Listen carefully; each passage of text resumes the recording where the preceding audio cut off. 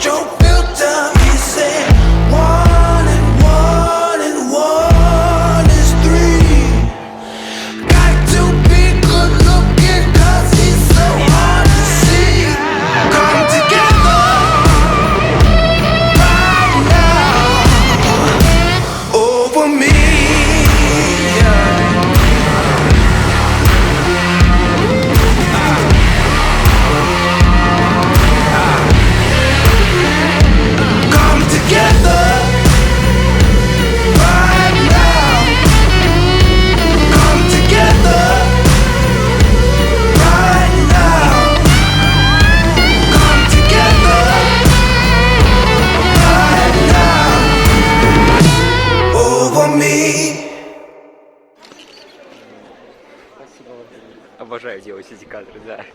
И ты ничего не можешь сделать в этот момент.